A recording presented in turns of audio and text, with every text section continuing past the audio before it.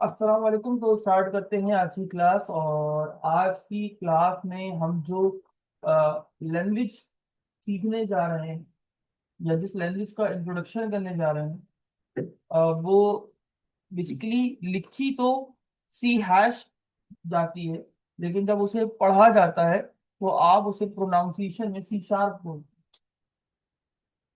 हैं। ये लैंग्वेज बहुत ज्यादा यूजफुल है आज के मॉडर्न दौर में। और हम सीखेंगे कि हम उसे पढ़ क्यों रहे हैं और होती क्या है। इससे रिगार्डिंग जितनी भी नॉलेज होगी वो हम इस लेक्चर में कवर करें। बहुत इंपॉर्टेंट है ताकि आपको समझ में आ सके। दूसरी बात, सर इसकी वर्क क्या है? सर मार्केट में ऑन डिमांड है, बहुत ज्यादा यूज होने वाली लैंग्वेज है, बहुत ज्यादा। अगर आप इस लैंग्वेज में कमांड या ग्रिप बना लेते हैं तो आप न सिर्फ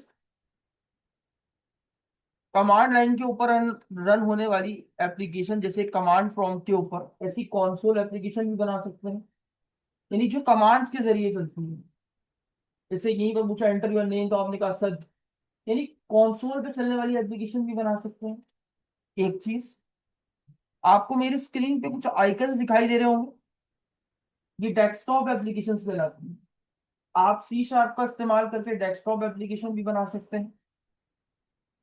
आप ब्राउजर पे चलने वाली वेब एप्लीकेशन भी बना सकते हैं।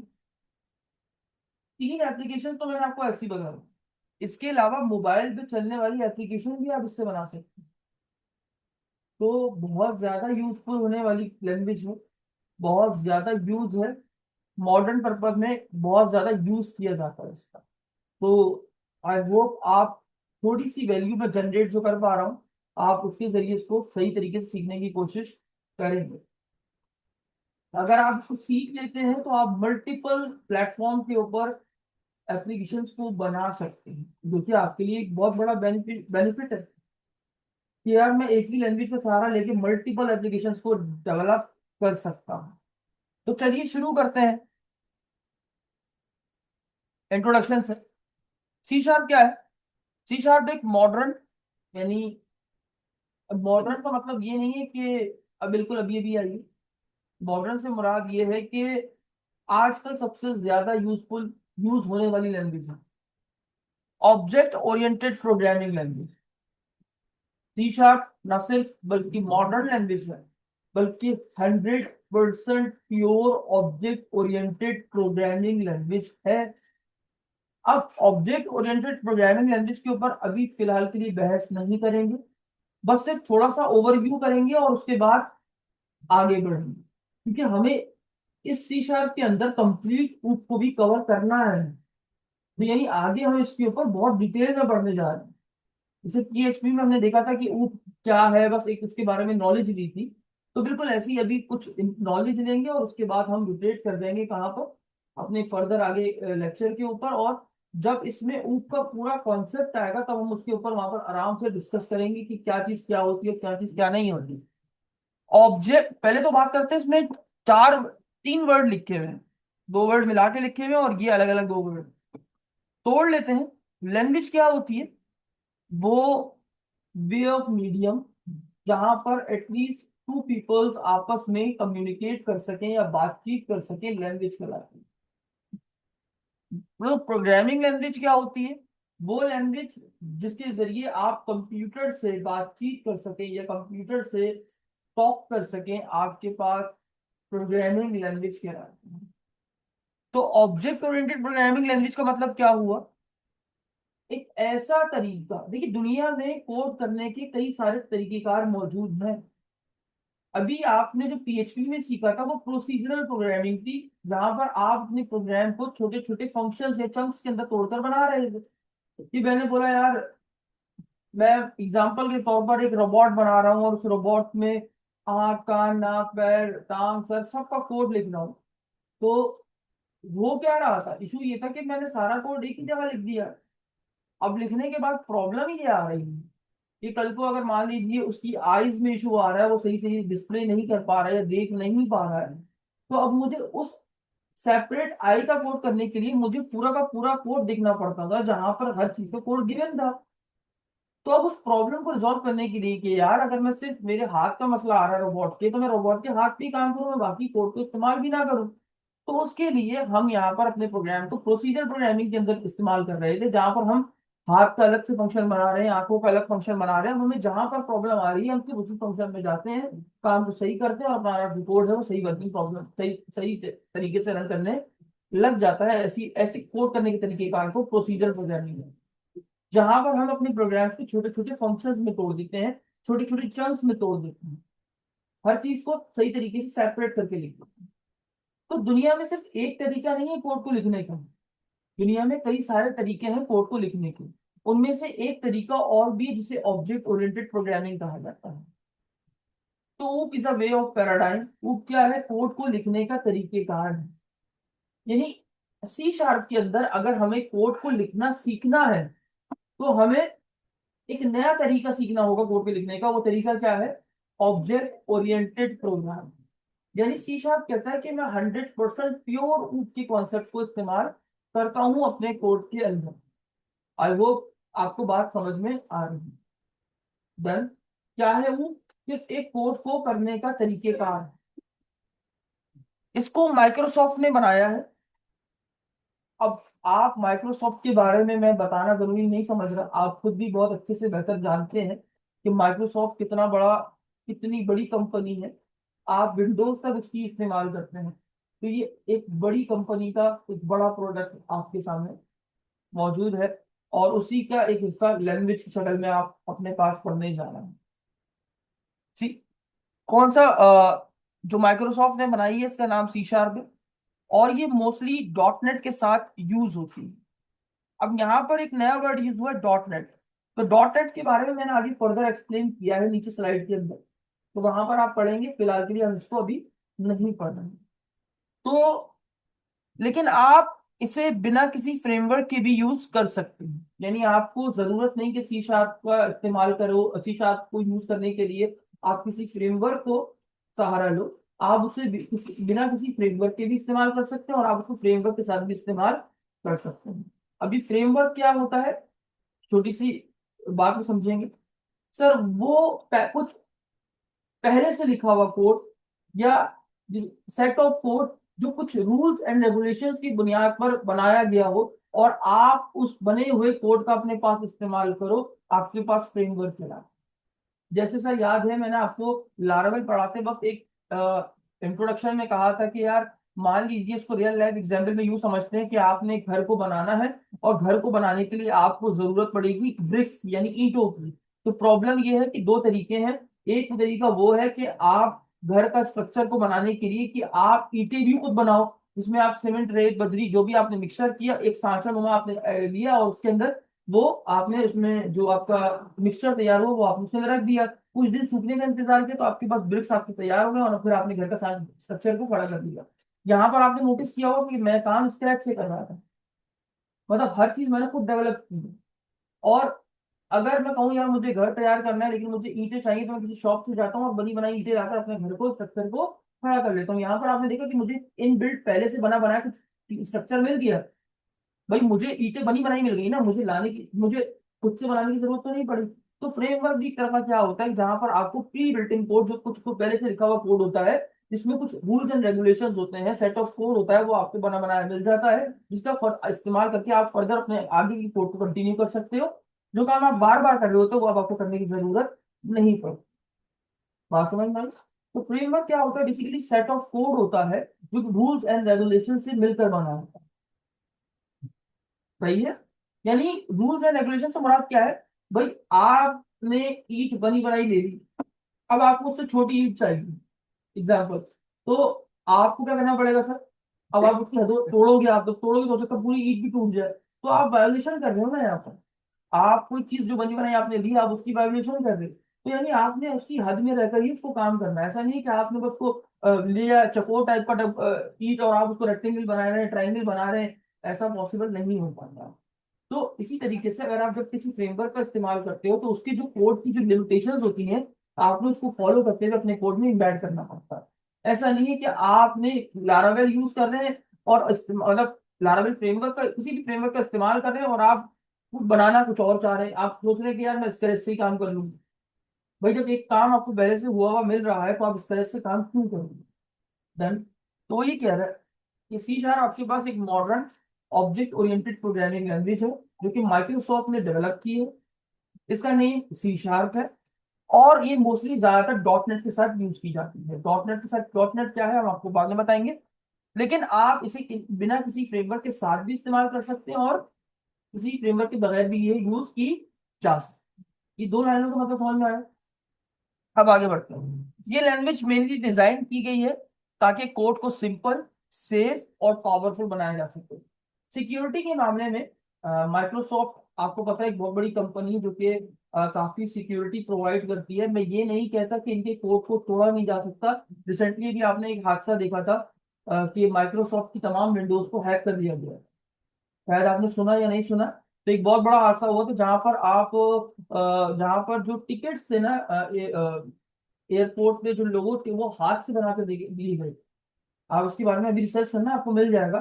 तो ऐसा नहीं है कि हैक नहीं किया जा सकता, बिल्कुल किया जा सकता है, लेकिन माइक्रोसॉफ्ट सिक्योरिटी के हिसाब से एक बेस्ट सपोर्ट देता है कि यार हम सिक्योरिटी पे सेक्रीफाइस नहीं करते। देखो, इंसानों की बनाई हुई चीज 100% नहीं हो सकती, कहीं ना कहीं आपके पास प्रॉब्लम क्रिएट है। तो बस वही प्रॉब्लम एक ब्रेक पॉइंट होता है जहां से हैकर जो है वो हैक कर पाए। Done. Developers easily software solution बना सकते हैं, यानी अगर आपने इसमें कोई कोड लिखना है तो आसानी तरीके से डेवलपर्स इसको आसानी से इस्तेमाल करते हुए अपने कोड को लिख सकते हैं।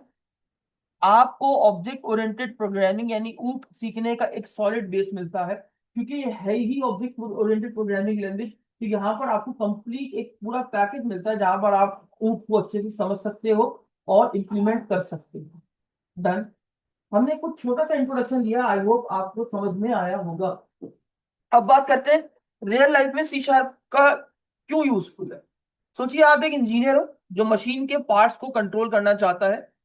सी शार्प से आप एक प्रोग्राम लिख सकते हो जो पार्ट्स को मूव करने की कमांड है।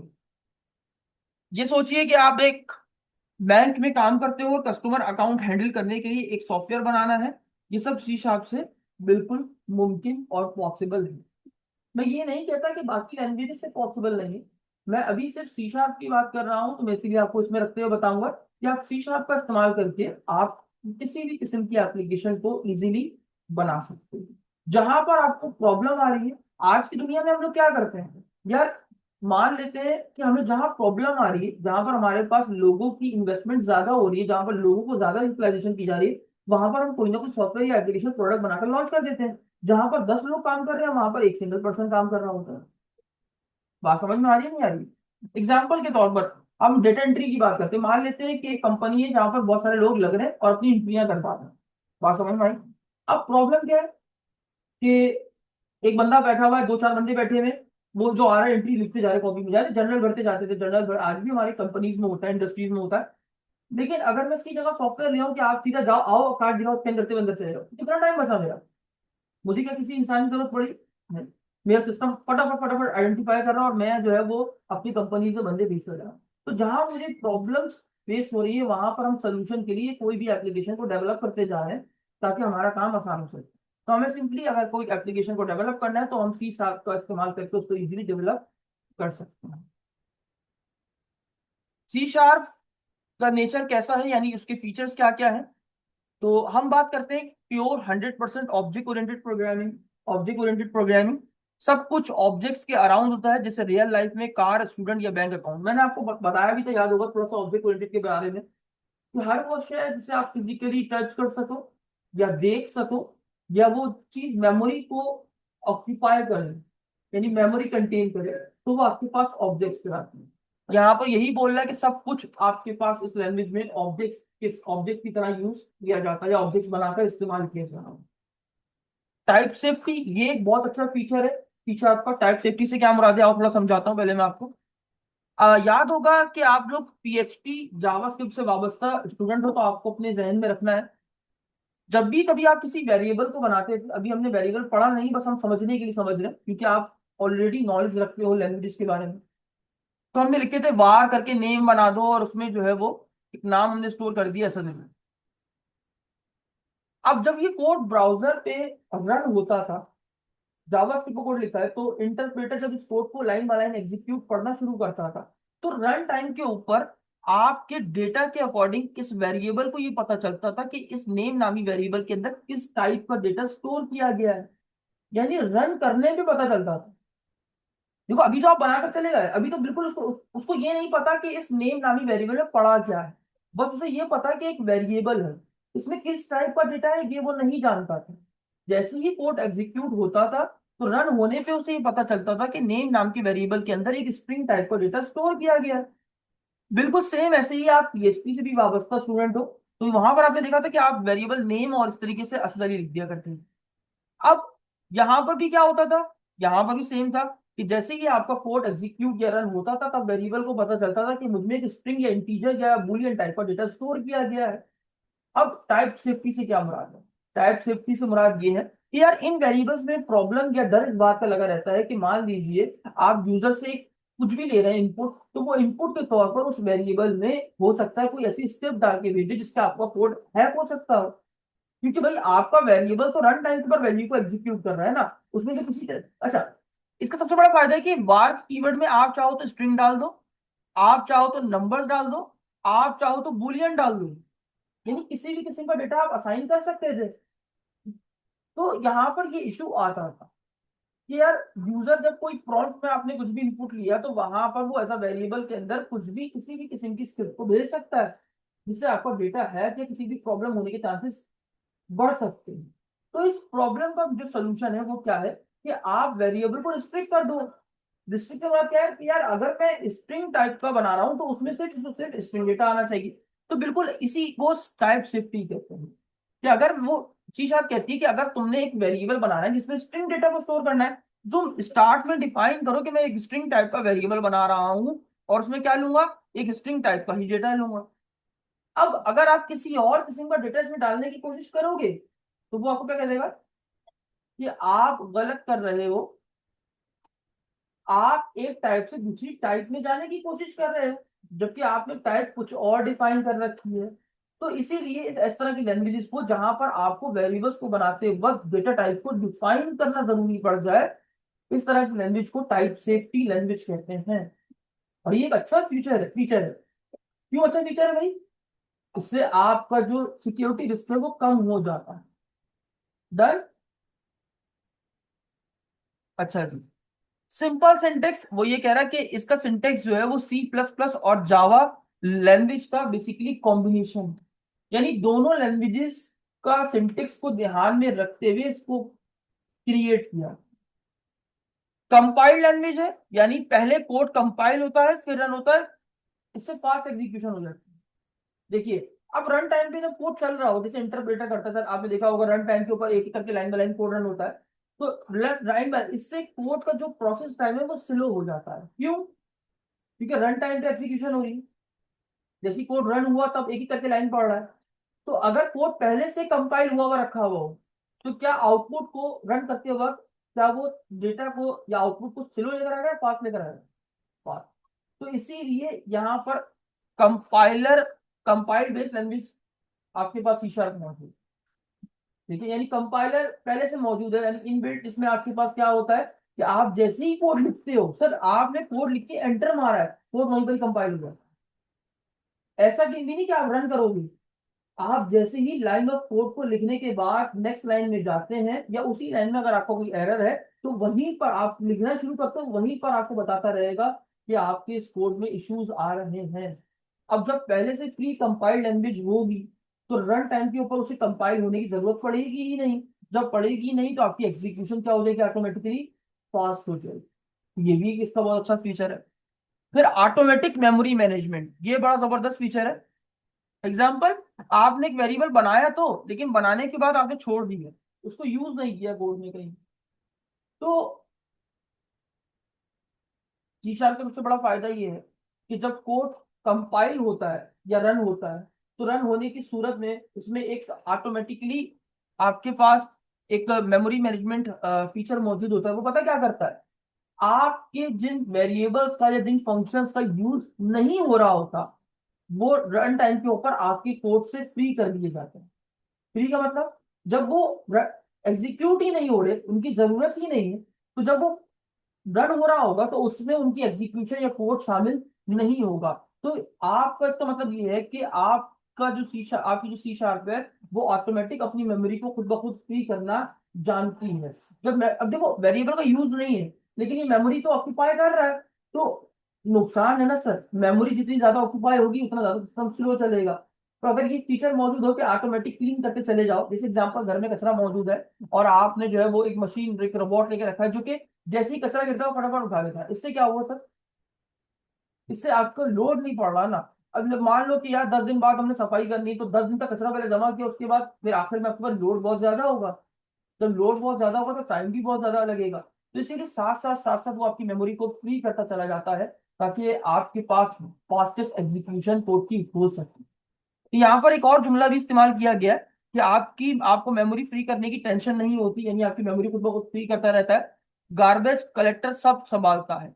यानी यहाँ पर एक गार्बेज कलेक्टर होता है, जो कि गार्बेज मतलब कचरे की बात कर लो आप, वो क्या करता है, ऑटोमेटिकली तमाम आपकी मेमोरी को फ्री करने के एनी टाइम मौजूद होता है। और जहां आपको लगता है कि यार यहाँ पर मुझे मेमोरी वेरिएबल को फ्री कर देना चाहिए, फंक्शन को फ्री कर देना चाहिए कि उसकी एग्जीक्यूशन वगैरह नहीं हो रही है, तो वहां पर आपकी मेमोरी से उसको वो रिलीज करता चला जाता है। अच्छा, मेमोरी रिलीज से मतलब ये नहीं है कि वो यार आपका कोड फाइल में से उड़ा देगा, नहीं, ऐसा बिल्कुल भी नहीं है। जब वो कोड मशीन कोड में कन्वर्ट हो रहा होता है, तब उसमें से रिमूव कर दिया जाता है, ताकि मशीन के ऊपर ज्यादा लोड ना पड़े, जिससे आपका आउटपुट फास्ट एग्जीक्यूट होकर आपके आउटपुट डिस्प्ले किया जा सके। डन। तो आई होप आपको सी शार्प समझ में आएगा, सी शार्प क्या है, रियल लाइफ में इसका क्या यूजफुल है, और सी शार्प के फीचर्स क्या क्या है। समझ में आया? इतना समझ में आया तो हैंड रेस कर दीजिए कि सर मुझे समझ में आ गया है यहाँ तक अच्छे से कोड को।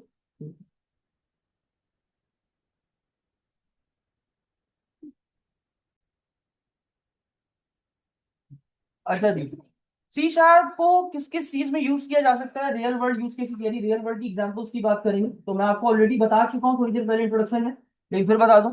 आप इससे डेस्कटॉप एप्लीकेशन बना सकते हैं, यानी विंडोज फॉर्म एप्लीकेशन, और लेकिन प्लेन कंसोल एप्स भी पॉसिबल हैं। जैसे कि मैंने आपको बताया कि अगर आपने कोई कंसोल बेस्ड एप्लीकेशन बनानी है, तो वो भी आप बना सकते हो, और आप डेस्कटॉप एप्लीकेशन तो बना ही सकते हो। वेब ऐप, यानी कोई वेब एप्लीकेशन जो ब्राउजर पे चलने वाली एप्लीकेशन हो, थोड़ा फर्क समझिए इनको। जो कंसोल पे चलती है उसको कंसोल ऐप बोलते हैं। जो आपकी स्क्रीन पे डेस्कटॉप आइकन की तरह, वो डेस्कटॉप एप्लीकेशन कहलाती है। और जो आपके ब्राउजर पे रन होती है वो वेब एप्लीकेशन कहलाती है। तो यानी आप वेब ऐप भी बना सकते हो। यहाँ पर एक जुमला भी लिखा है, वो आपने पढ़ना जरूरी है। आपने एक फ्रेमवर्क का इस्तेमाल करना पड़ेगा जो कि ASP.NET है, उसका इस्तेमाल करके आप क्या बना सकते हो। अच्छा, वो सी शार्प पे ही बना एक फ्रेमवर्क है, ऐसा नहीं कोई और लैंग्वेज सीखोगे आप उसके लिए, जी नहीं। आप उसमें भी सी शार्प का ही इस्तेमाल कर रहे हो। उसके बाद गेम डेवलपमेंट, आप गेम वगैरह भी बना सकते हैं, ये मैंने आपको शायद नहीं बताया, लेकिन अभी इसमें आ गया तो बता रहा हूँ। यूनिटी 3D का इस्तेमाल कर सकते हो सॉफ्टवेयर में आपके पास, आप उसमें सी शार्प का कोड लिख के एक बेसिक सिंपल इफ एल्स का इस्तेमाल करके, आप वो जो याद है फ्लैपी बर्ड वाला गेम है जो कि बहुत ज्यादा चला था सर, फ्लैपी बर्ड वाला, जहाँ पर पाइप के बीच से निकलना है ऐसे ऐसे ऐसे करके, तो वो गेम भी आप इजीली बना सकते हैं सर। यानी सी शार्प का इस्तेमाल करके आप वो गेम भी डेवलप कर सकते हैं। सॉफ्टवेयर के नाम यहाँ पर लिखे हुए हैं, unity, unity software, unity 3D, आपके पास यूनिटी 2D, ये आपके पास सॉफ्टवेयर के नाम है। अगर आप गूगल पे सर्च करें इनको, उसमें इंस्टॉल करके सी शार्प की बेसिक नॉलेज के साथ, एक अच्छी नॉलेज के साथ आप गेम भी डेवलप कर सकते हैं। यहाँ पर आप CRMs बना सकते हैं, ERP टूल्स वगैरह बना सकते हैं। CRM मतलब कस्टमर रिलेशनशिप मैनेजमेंट सिस्टम, यानी पूरे पूरे सिस्टम डिप्लॉय कर सकते हैं, इन्हें आप इंटरप्राइजेस एप्लीकेशंस बोलते हैं। उसके बाद आप कोई ऐसा काम भी कर सकते हैं जहाँ पर ऑटोमेटिकली आपकी रिपोर्ट्स वगैरह जनरेट हो रही है, स्क्रिप्ट जनरेट हो रही हो। मैंने most of the time company में देखा है, या आपने मार्ट में भी देखा होगा, आप लोग जाते हो वो देखा होगा, बिलिंग सिस्टम बना हुआ होता है, वो स्कैन करते हैं, मेट्रो में देख लो, तो वो मोस्ट ऑफ द टाइम शीशा की जावा पे बनी हुई एप्लीकेशन होती है। तो आप देखो सारा काम ऑटोमेटिक हो रहा है ना, आप मेट्रो जाते हो, आपने क्या देखा, आप गए, आपने सामान लिया, सही, अब वो अलग अलग पर्चियां काटे बंदा, मान लो मशीनें ना होती, कंप्यूटर ना होते, सॉफ्टवेयर ना होते, तो क्या हो, आपने ये लिया 100 रुपये होगा इसको, 200 रुपये, अब इसमें कितना टाइम लगता है, एक बंदे को ही सॉर्ट आउट करने में टाइम लगता, दूसरा कब आता, तीसरा कब आता, और पता नहीं कितना रश कैसे हैंडल कर पाते हैं आप। तो देखो अब वहां पर सॉफ्टवेयर ऑटोमेशन सॉफ्टवेयर ऑटोमेटिक सारे काम करता है, क्या करता है, आप गए स्कैनर लगा, स्कैन करते करते आगे आगे फटाफट सामान निकाला आपका, ऑटोमेटिक बिलिंग होगी, आपकी रिपोर्ट जनरेट होकर आ गई, भाई इस बंदे के इतने पैसे हो गए। ऐसे ही हो रहा है ना। तो आई होप आपको समझ में आओ कि आप कितनी तरह की एप्लीकेशंस को बना सकते हैं, आपकी स्क्रीन पे मौजूद है। अच्छा जी, अब सी शार्प में क्या क्या सीखना होता है, बेसिक कॉन्सेप्ट अगर आपको पता हो तो आप सी शार्प पे अच्छी कमांड रख सकते हैं। उन बेसिक कॉन्सेप्ट में से कुछ आपके सामने शेयर करूंगा। सबसे पहले बेसिक सिंटेक्स, मेन मेथड क्या होता है, प्रिंट स्टेटमेंट्स क्या होते हैं, कोई चीज प्रिंट करनी है तो कैसे प्रिंट करें, ये सब आपको आना चाहिए अगर आप सी शार्प सीख रहे हैं और सी शार्प सीख चुके हैं। और उसके बाद भी अगर आपका आपको इनमें से कोई चीज नहीं आती तो ऐसा नहीं है कि आपको आता कुछ नहीं, लेकिन एज अ बिगिनर लेवल पे आपको ये सब चीजें आनी चाहिए। वेरिएबल्स और डेटा टाइप्स के बारे में आपको पता होना चाहिए, ऑपरेटर्स क्या होते हैं, कंडीशनल स्टेटमेंट्स क्या होती हैं, लूप्स क्या होते हैं, फंक्शंस या मेथड्स क्या होते हैं, एरेज और कलेक्शंस क्या होती हैं, क्लासेस एंड ऑब्जेक्ट्स क्या होते हैं, वो की कॉन्सेप्ट पता होना चाहिए। ये टॉपिक मैंने यहाँ इसलिए लिखे हैं कि अगर आप खुद भी घर में पढ़ना चाहो तो इन टॉपिक को सिर्फ सर्च करके आप पढ़ सकते हैं कि यार इन इन टॉपिक से हमारी शिक्षा बेहतर हो सकती है। एक्सेप्शन हैंडलिंग क्या होती है, और फाइल आयो यानी किसी भी फाइल को, चाहे वो वर्ड की हो, चाहे वो एक्सेल की हो, चाहे वो नोटपैड की हो, अगर आप किसी भी फाइल को रीड करना चाहते हैं या उसमें कोई कोड को राइट करना चाहते हैं तो वो आप कैसे कर सकते हैं, बाय यूजिंग सी शार्प। ठीक है, तो सी शार्प के कुछ मेन कॉन्सेप्ट्स हैं जिनमें आपको सीखना जरूरी है, वो ये मैंने आपकी स्क्रीन पे शेयर। सी शार्प लिखने के लिए कौन सा टूल्स इस्तेमाल होगा? बिना किसी हैवी फ्रेमवर्क के तुम लाइट टूल्स यूज कर सकते हैं। जैसे आप वीएस कोड का भी इस्तेमाल कर सकते हैं, वीएस कोड पे भी काम किया जा सकता है सी शार्प का। और आप ना सिर्फ इस पे काम कर सकते, सॉरी, वीएस कोड कह रहा हूँ, विजुअल स्टूडियो कोड, ये जो आप सॉफ्टवेयर यूज करते हैं मैं इसकी बात नहीं कर रहा हूँ, अभी मैं इसका अलग से सॉफ्टवेयर आपको डाउनलोड करना सिखाऊंगा, तो इसका इस्तेमाल कर सकते हैं। और या आपको पास पीसी, अच्छा इसका इस्तेमाल कर सकते हैं, लेकिन एक बात बताऊं, इसके थोड़ा पीसी अच्छा होना चाहिए। मतलब बिल्कुल ऐसा नहीं कि आप डुअल कोर या पेंटियम 4 लेके बैठे हो और आपको मतलब फिर विजुअल स्टूडियो पे काम कर लूंगा, शायद मे भी इंस्टॉल हो जाए, लेकिन चूंकि काफी हैवी सॉफ्टवेयर 10-12 जीबी 15-20 जीबी का सॉफ्टवेयर है, तो इसीलिए वो चलने में आपका टाइम बहुत ज्यादा लग जाए। तो कम से कम एसएसडी आप लगवाइए अपने पीसी के अंदर या लैपटॉप के अंदर, ताकि आपका सिस्टम फास्ट हो सके और फिर आप उसमें ये काम कर सकते हैं। आई होप छोटी सी चीज है लेकिन समझ में जरूर आई होगी। अच्छा, वो कह रहा है कि आपके पास अगर सॉफ्टवेयर नहीं है इन केस, तो आप ऑनलाइन टूल भी इस्तेमाल कर सकते हैं। मैं आपको नाम बता देता हूँ यहाँ पर, आप यहाँ पर लिख सकते हैं ऑनलाइन सी शार्प कंपाइलर।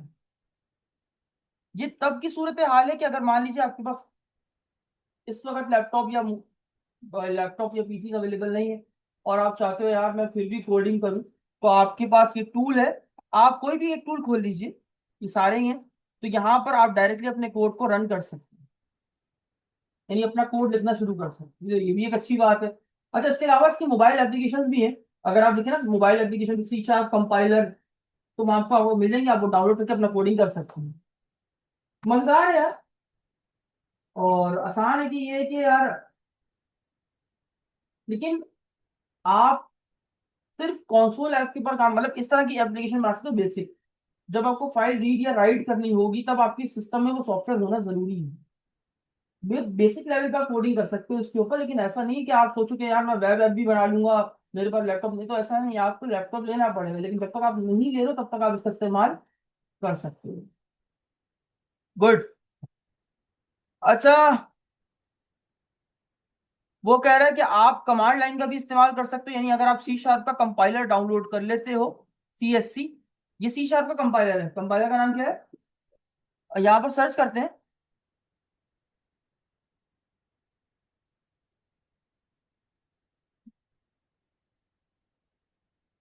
सी शार्प कंपाइलर ही कहते हैं इसको, CSC को, सी शार्प कंपाइलर। और वापस आते हैं, तो आप अगर अलग से डाउनलोड कर लेते हो तो आप इसको अलग से भी रन करके एग्जीक्यूट कर सकते हो, मतलब आपको जरूरत नहीं कि आप टूल पूरा डाउनलोड करो, आप डायरेक्टली भी इसके थ्रू कर सकते हो।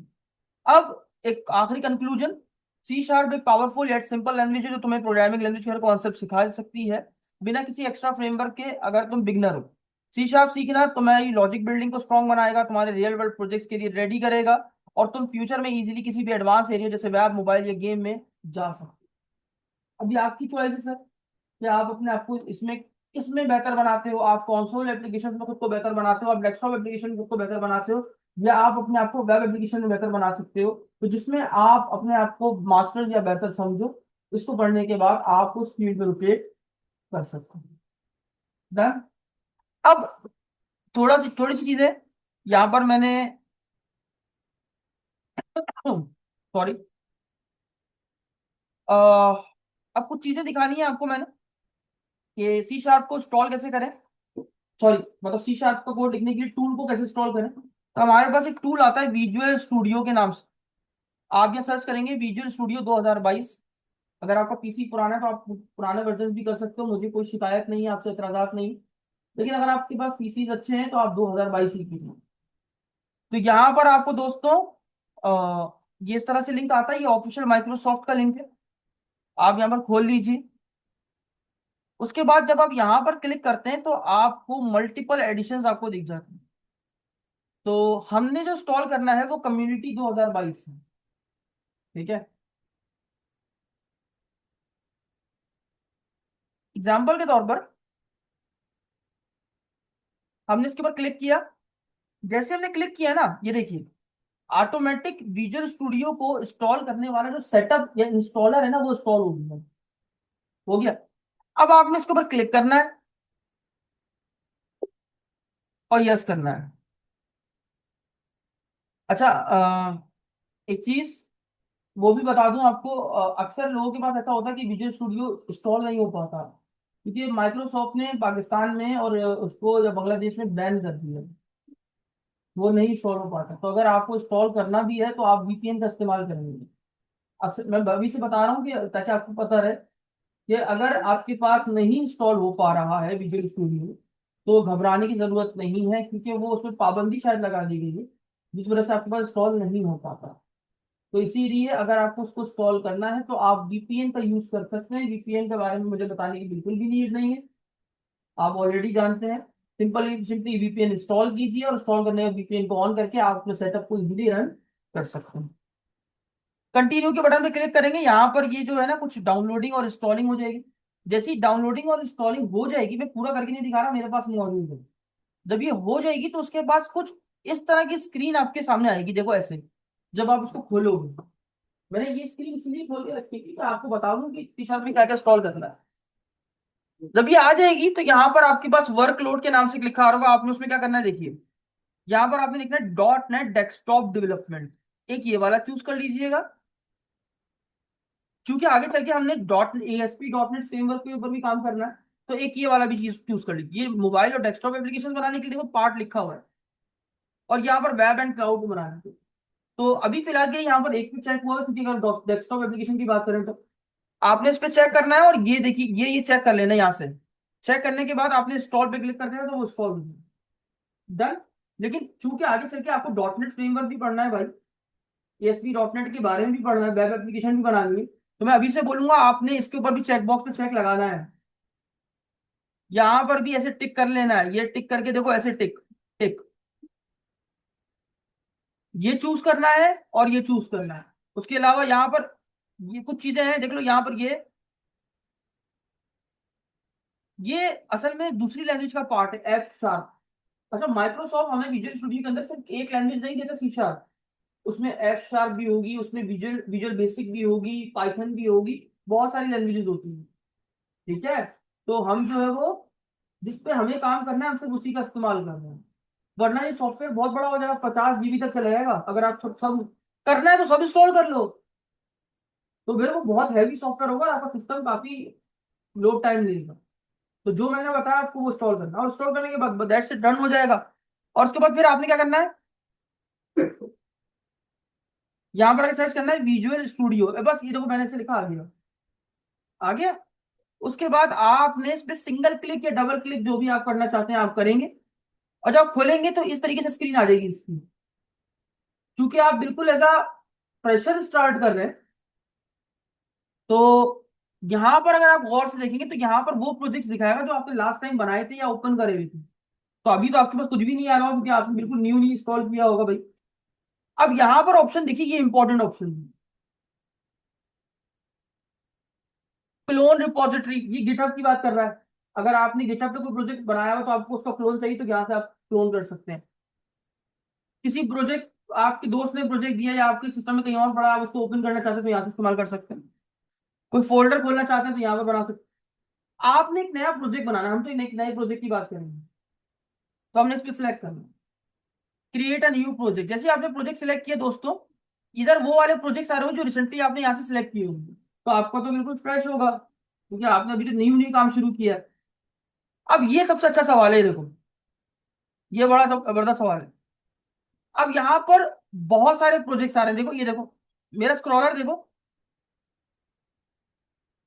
हमने क्या सीखना है, हम सीखने जा रहे हैं कॉन्सोल एप्लीकेशन बनाना।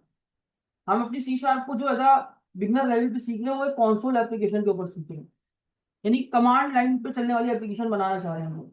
तो यहाँ पर हमने अभी बात करी कि सी शार्प विजुअल स्टूडियो कई सारी लैंग्वेज देता है जो कि आपकी स्क्रीन पे मौजूद है। अब मैं चाहता हूँ यार इसमें ढूंढता रहूं क्या, कुछ फिल्टर सा आ जाए मेरे पास। तो फिल्टर के लिए मैं क्या करूंगा, हमने कौन सी लैंग्वेज पढ़नी है, सिलेक्ट कर लिया। अब यहाँ पर सारे सी शार्प वाले दिखेंगे। उसके बाद हम किस प्लेटफॉर्म पे काम कर रहे हैं, आईओएस है, विंडोज है, मैक है, अज्योर है, एक्सबॉक्स है, टीवी यूएस है, जो भी है। हम लोग विंडोज पे काम करते हैं तो इसलिए हम विंडोज सेलेक्ट करेंगे। देखिए और फिल्टर हुआ, देखिए ये स्क्रॉलिंग कम हो गई। अब यहाँ पर अभी हमने बोला हम किस टाइप की एप्लीकेशन सीखना चाह रहे हैं, कंसोल, तो यहाँ पर कंसोल का ऑप्शन आ रहा है और फिल्टर हो गया, देखा। तो यहाँ पर हमारे पास अब आता है कि हम कौन सी एप्लीकेशन को चूज करें। हमने अभी कहा कि आप चाहो तो इसको बिना किसी फ्रेमवर्क के भी इस्तेमाल कर सकते हो, फ्रेमवर्क के साथ भी इस्तेमाल कर सकते हो, क्योंकि हमने फ्रेमवर्क के साथ ही इस्तेमाल करना है। फ्रेमवर्क का नाम क्या है, डॉट नेट फ्रेमवर्क। तो डॉट नेट फ्रेमवर्क के बारे में अगर हम आते हैं तो यहाँ पर मैंने कुछ लिख रखा है तो मैं आपको शेयर करूंगा।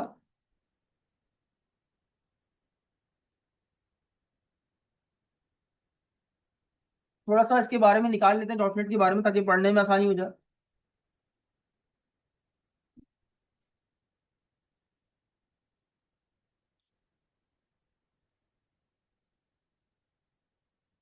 अच्छा जी,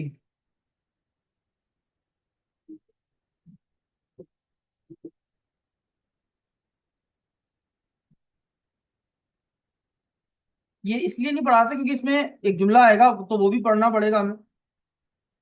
चलिए, डॉट नेट फ्रेमवर्क एक सॉफ्टवेयर डेवलपमेंट प्लेटफॉर्म है जो माइक्रोसॉफ्ट ने बनाया है, जो विंडोज एप्लीकेशन या वेब एप्लीकेशन और वेब सर्विसेज बनाने के लिए यूज होता है। इसमें एक कंपाइलर होता है सीएलआर के नाम से। अभी सीएलआर क्या है, अभी मैंने निकाल के रखा है लेक्चर आपको, मैं समझाऊंगा। इसमें एक कॉमन लैंग्वेज रन टाइम और एक बड़ी क्लास लाइब्रेरी होती है जो डेवलपमेंट प्रोसेस को आसान करती है। यानी यू समझ लीजिए एक ऐसा फ्रेमवर्क जिसमें प्री बिल्ट इन लिखा हुआ कोड मौजूद होता है, सही, जो कि आपके कोड को और आसान बना देता है। मतलब आपको हर चीज खुद से करने की जरूरत नहीं पड़ती, आप इस फ्रेमवर्क का इस्तेमाल करके आप वो चीजों को अपने पास इस्तेमाल कर सकते हैं। तो फ्रेमवर्क, डॉट नेट फ्रेमवर्क एक सॉफ्टवेयर डेवलपमेंट प्लेटफॉर्म है, कोई पूछे डेफिनेशन, जो माइक्रोसॉफ्ट ने बनाया है, जो विंडोज एप्लीकेशन या वेब एप्लीकेशन या वेब सर्विसेज को बनाने के लिए यूज होता है। इसमें एक सीएलआर होता है और एक क्लास होती है, लाइब्रेरी क्लास होती है जो डेवलपमेंट प्रोसेस को और ज्यादा आसान बनाती है। तो यहाँ पर अगर वापस आते हैं, हम क्या, हमने क्या ओपन किया था यहाँ पर, ये तो हम यहाँ पर डॉट नेट फ्रेमवर्क इसलिए इस्तेमाल करें ताकि हमें पहले से लिखा हुआ कोड या पहले से कुछ क्लासेस हमें मिल जाती है जिनका इस्तेमाल करके हम अपने कोड में इजीली कोड को और ज्यादा आसान कर सकते हैं। तो इसीलिए हम जब भी प्रोजेक्ट पे काम करेंगे तो हम डॉट नेट फ्रेमवर्क वाली एप्लीकेशन का इस्तेमाल करते हैं। ठीक है, इसको मैंने सिलेक्ट किया और सिलेक्ट करने के बाद मैंने नेक्स्ट के बटन पे क्लिक किया। यहाँ तक समझ में आया, समझ में तो आया, लेकिन आपने एक जुमला शायद इग्नोर कर दिया, क्या कर दिया, इसमें एक सीएलआर के बारे में जिक्र था। मैं जरा आपको प्रोजेक्ट दिखाता हूँ, यहाँ पर एक डायग्राम मैंने और खोल रखी है, देखिए ये। फॉर एग्जाम्पल आपने सी शार्प का एक कोड लिखा, आपका सी शार्प ये सोर्स कोड कहलाता है जो भी आपने कोड लिखा। अब सी शार्प का कोड काम कैसे करता है, मशीन से कैसे बातचीत होती है, ये बात समझनी है। ये डायग्राम है, आपको डायग्राम समझ में आनी चाहिए। आपने यहाँ पर सी शार्प का प्रोग्राम लिखा, यानी आपने यहाँ पर सी शार्प का क्या लिखा, यहाँ पर सी शार्प का कंपाइलर मौजूद होता है। जैसे आप कोड को, आप मैंने बताया ना सर, साथ साथ कंपाइल हो रहा होता है। कौन सा कंपाइलर होता है, अभी तो बताया था, सीएससी, सी शार्प कंपाइलर। आपके प्रोग्राम को कंपाइलर ने कंपाइल किया और किसे भेजा, इंटरमीडिएट कोड।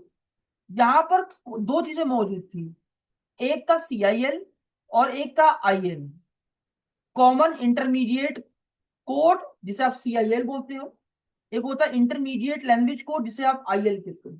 यहां पे दो बातें समझ में आई। अब ये दोनों क्या है, तो आइए बढ़ते हैं। CIL,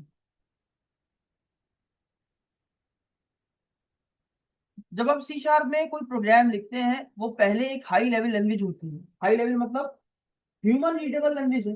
भाई आपने जो भी कोड लिखा वो किसी इंसान ने नहीं बनाया ना, तो वो इसने इसलिए बनाया कि इंसान मशीन उसको ह्यूमन उसको इजीली समझ सके या कोड को लिखने का तरीका समझ सके और वो कोड को लिख सके। अब प्रॉब्लम ये है, वो कोड जो इंसानों को समझ में आता हो तो वो मशीन को समझ तो नहीं आ सकता, तो फिर एक पूरा प्रोसेस से गुजरना पड़ेगा। अब CIL क्या होता है, जब आप अपना कोड C# कंपाइल करते हैं, मैंने ये वाली लाइन की बात करी, जब आप अपना कोड C# कंपाइल करते हैं, इसमें कौन सा कंपाइलर यूज होता है, CSC, तो वो डायरेक्टली मशीन कोड में कन्वर्ट नहीं हो। मतलब अगर आप ये समझते हैं कि यार मैंने अपना कोड कंपाइल किया और डायरेक्टली वो बाइनरी के अंदर जैसे 0 या 1 की फॉर्म में कन्वर्ट हो गया, ऐसा बिल्कुल भी नहीं होता है। वहां पर आपके पास CIL और IL मौजूद होते हैं। उसकी जगह उसकी जगह पे वो कन्वर्ट होता है CIL के अंदर, यानी कॉमन इंटरमीडिएट लैंग्वेज में।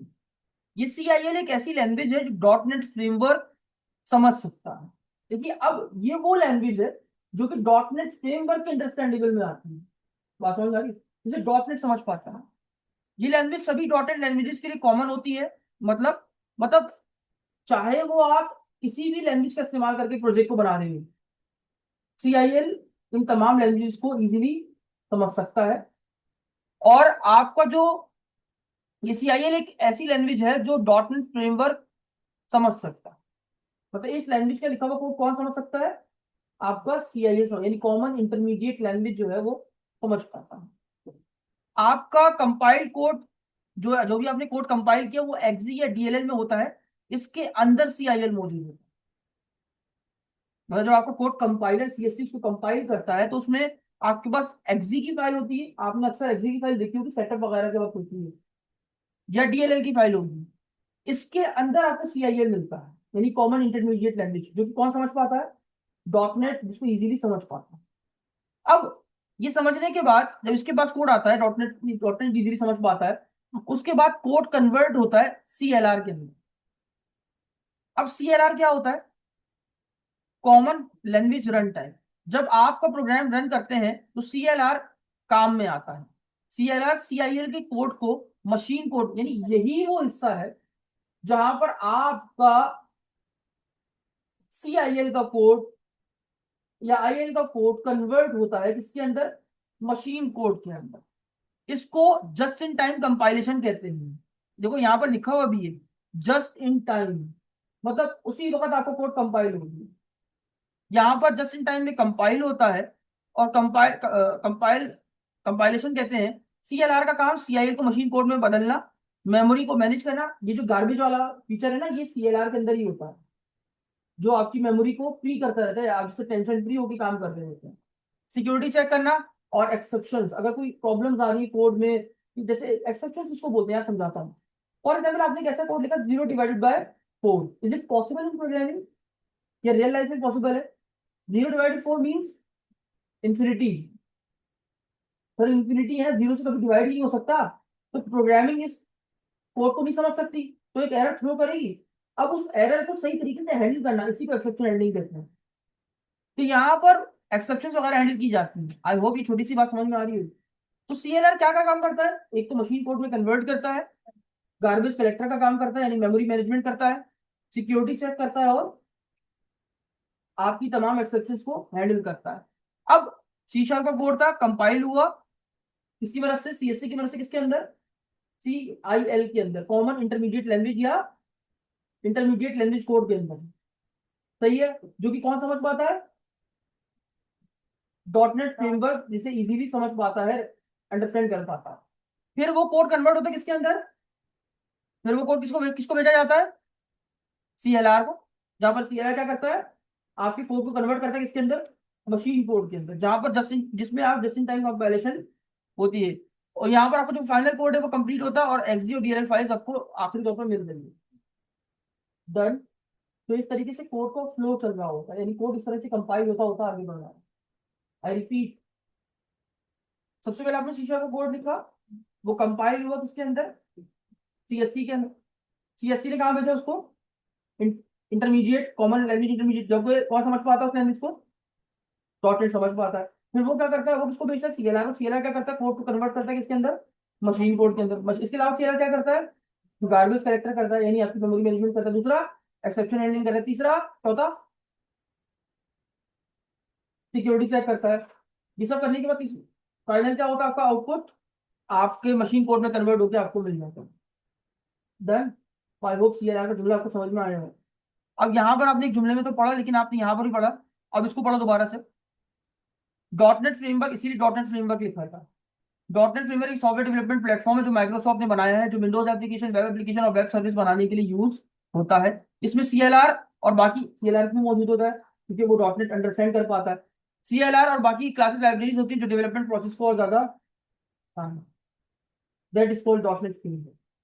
ठीक है, आई होप काफी समझ में आ गया होगा। अब यहाँ पर आते हैं वापस। यहाँ पर आने के बाद दोस्तों ये आता है कि आप अपने प्रोजेक्ट का नाम रखते हैं। अब यहाँ पर तो फोकस कर ही रहे हो, तो यहाँ पर भी करना नहीं चाहिए। सोल्यूशन नेम और प्रोजेक्ट नेम के, ये देखो मैं इसको मिटाया, नीचे वाला नाम भी मिट गया, देखा। अब मैं यहाँ कुछ लिख रहा हूँ तो क्या हो रहा है, सोल्यूशन नेम भी ऑटोमेटिकली वही सेम लिख रहा है।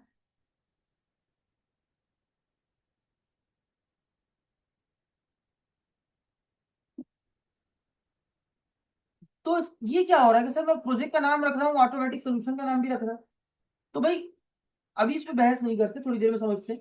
फिलहाल भी समझते हैं कि प्रोजेक्ट नेम रखते हैं। तो मैंने लिखा माय फर्स्ट प्रोजेक्ट। डन। अब उसके बाद सर ये क्या हो रहा है कि मैं जो नाम इसका रख रहा हूँ वो ऑटोमेटिक इसका नाम क्या, इसका नाम चेंज नहीं कर सकते, बिल्कुल कर सकते हैं। आपको अगर चेंज करना है तो आपको देखो, अब मैं सिर्फ इसमें चेंज करूंगा तो वहां चेंजेस नहीं होगी, देखा आपने। तो अगर आप अपने सोल्यूशन के लिए को चेंज करना चाहते हो तो आप वो भी आप कर सकते हैं। ये क्या है सर, ये बता रहा है कि आपको जो प्रोजेक्ट बनेगा वो किस डेस्टिनेशन पे मौजूद होगा, किस डायरेक्टरी में मौजूद होगा। इसके अलावा भी डॉटनेट फ्रेमवर्क के बारे में आपने पढ़ा, तो ये पूछा कि डॉटनेट का फ्रेमवर्क कौन सा यूज करना है। तो हमने कहा भाई लेटेस्ट वाला जो भी हमारे पास 4.8 अवेलेबल है। वैसे मार्केट में शायद डॉटनेट फ्रेमवर्क 8 या 9 चल रहा है, 8.2 चल रहा है, तो 9 तक आ चुका है। यहाँ पर इतनी अपडेट्स नहीं है, तो यहाँ पर 4.8 मेरे पास सबसे लेटेस्ट है, तो मैं 4.8 का ही इस्तेमाल करता हूँ। आप जब इंस्टॉल करोगे आपको लेटेस्ट इंस्टॉल होगा। उसके बाद मैंने क्रिएट के ऊपर क्लिक किया। अच्छा, इसको जब एक बार विजुअल स्टूडियो इंस्टॉल हो जाए तो फिर हमें इंटरनेट की जरूरत नहीं पड़ती है। ये प्रोजेक्ट ऑटोमेटिक खुद बनता है, इसके लिए हमें जरूरत नहीं पड़ती। अब समझने वाली बात है, ये कौन सी फाइल ओपन हो गई सर, छोड़ो इसको। अब राइट हैंड साइड पे देखो, ये टूल वैसे ही जैसे VS कोड है, थोड़ा सा डिफरेंट है लेकिन बड़ा मजेदार है। अब यहाँ पर देखो तो यहाँ पर आपको दिखती है प्रॉपर्टीज। प्रॉपर्टीज में ये बताता है कि आपके प्रोजेक्ट का नाम क्या है, और आपका प्रोजेक्ट फोल्डर यानी उसके जो डेस्टिनेशन प्रोजेक्ट कहाँ रखा हुआ है। आप वापस इसी पर क्लिक करोगे ये बंद हो जाएगा। असल जो चीज है वो आपके पास वो है सोल्यूशन एक्सप्लोरर। यहाँ पर आपको पूरा प्रोजेक्ट का एक तरह से कह ले स्ट्रक्चर मौजूद होता है। ठीक है, अब इस स्ट्रक्चर में क्या क्या होता है, अगर मान लो गलती से आपसे ये डिलीट हो गया तो घबराने की जरूरत नहीं, बंद हो गया। आप व्यू में आएंगे, यहाँ पर आप सोल्यूशन एक्सप्लोरर देख रहे हैं, यहाँ से क्लिक करेंगे तब भी वो आ जाएगा। मान लेते हैं एग्जांपल, आपने सेटिंग सर उठा के यहाँ लग दिया, यहाँ लग दिया, सर सेटिंग खराब हो गई सर, मेरा पूरा विजुअल स्टूडियो खराब हो गया, कोई चीज यहाँ से आ गई, कोई यहाँ से आ गई, सर मसला हो गया, सर ये यहाँ गया, ये यहाँ गया। कोई घबराने की जरूरत नहीं है। आपने टूल्स में आना है, इंपोर्ट एंड एक्सपोर्ट सेटिंग में आना है, यहाँ पर रीसेट ऑल सेटिंग्स लिखा होता है, नेक्स्ट करना है, नो जस्ट रीसेट सेटिंग करना है, नेक्स्ट करना है, और फिनिश कर देना है। सब कुछ अपनी जगह पे वापस चला। ठीक है, ये भी समझा दिया कि टूल को रीसेट कैसे करते हैं। अब बड़ा मजेदार टॉपिक है सर, जब आप सी शार्प का प्रोजेक्ट बनाते हैं ना, एक, तो सी शार्प का कौन सा प्रोजेक्ट, कॉन्सोल एप्लीकेशन का, तो आपको स्ट्रक्चर कुछ इस तरह से मिलता है। अब यहाँ पर ये है मेन फोल्डर, याद है आपने प्रोजेक्ट का नाम रखा था ना, माई फर्स्ट प्रोजेक्ट। तो अब आपके इस माई फर्स्ट प्रोजेक्ट के अंदर ये बाकी की तमाम चीजें आती हैं जो इस प्रोजेक्ट फोल्डर में आ रही है। तो सोल्यूशन नेम वो नेम होता है जिसके अंदर ये पूरा प्रोजेक्ट आता है। बात समझ में आई? एक तो प्रोजेक्ट आपने बनाया था, वो प्रोजेक्ट आपकी तमाम फाइलों को कंटेन करता है, लेकिन सोल्यूशन नेम वो नेम होता है जो कि आपके इस प्रोजेक्ट को भी कंटेन कर लेता है। अब बात समझे कि सोल्यूशन नेम क्या होता है? सोल्यूशन नेम वो नेम होता है जो कि आपके पूरे प्रोजेक्ट को ही अपने पास कंटेन करता है। डन। गुड। अब उसके बाद इस प्रोजेक्ट में क्या क्या चीजें होती है? नंबर वन, एक होता है प्रॉपर्टीज के नाम से। उसमें अगर आप, अच्छा यहाँ पर सी जैसे एचटीएमएल की फाइल को बनाने के लिए डॉट एचटीएमएल, पीएचपी की फाइल को बनाने के लिए डॉट पीएचपी, सी शार्प की फाइलों को बनाने के लिए डॉट सीएस की एक्सटेंशन का यूज किया जाता है। Dot CS. तो यहां पर देखिए एक सी शार्प की फाइल बनी हुई। अब यहां पर बेसिकली आपके प्रोजेक्ट की असेंबली की कॉन्फ़िगरेशन होती है, यानी आपका जो असेंबली वर्जन क्या है, उसके फाइल वर्जन क्या है। अगर मैं यहां पर आके सर्च करूं उसके बारे में,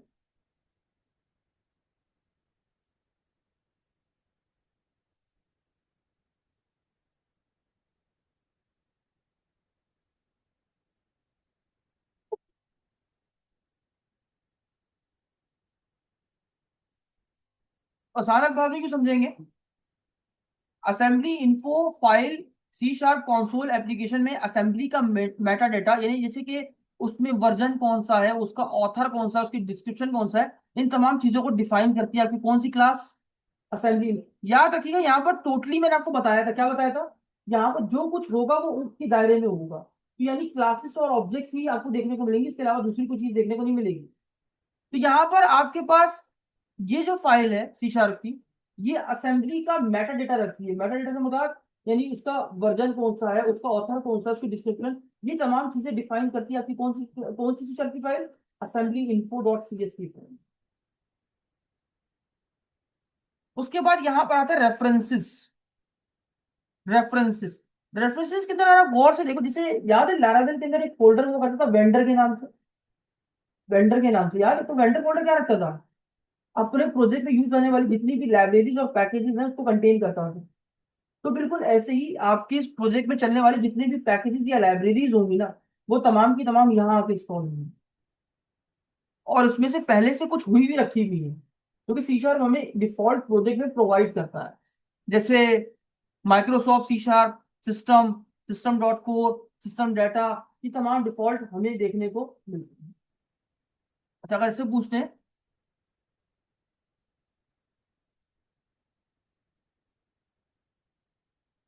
रेफरेंसेस में उन एक्सटर्नल लाइब्रेरीज या असेंबलीज का जिक्र होता है जिन्हें प्रोजेक्ट में यूज किया जाता है। मतलब आपने कोई भी पैकेजेस या लाइब्रेरीज अपने पास इस्तेमाल करनी हो, तो वो आप जब भी इंस्टॉल करोगे वो कहाँ होंगी आपके पास?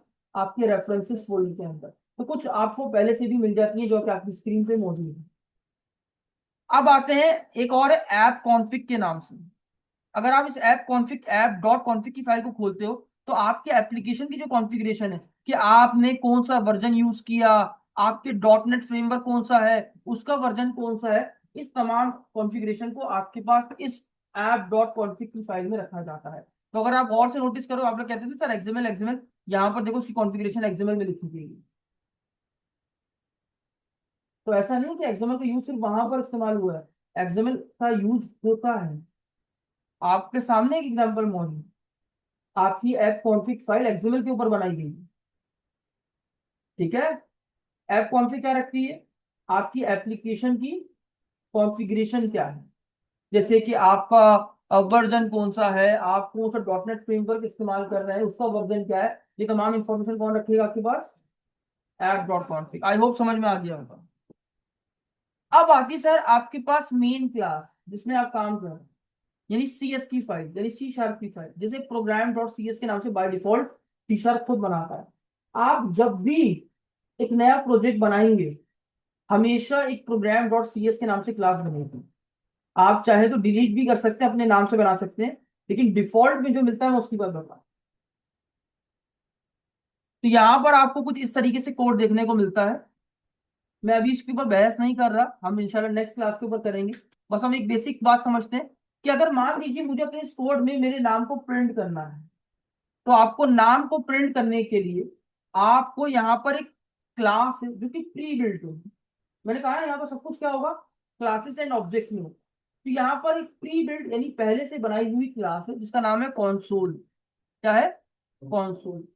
और ये कॉन्सोल क्लास पता है किस क्लास का हिस्सा है? ये इस लाइब्रेरी पैकेज का हिस्सा है, सिस्टम। और ये सिस्टम कहाँ मौजूद था?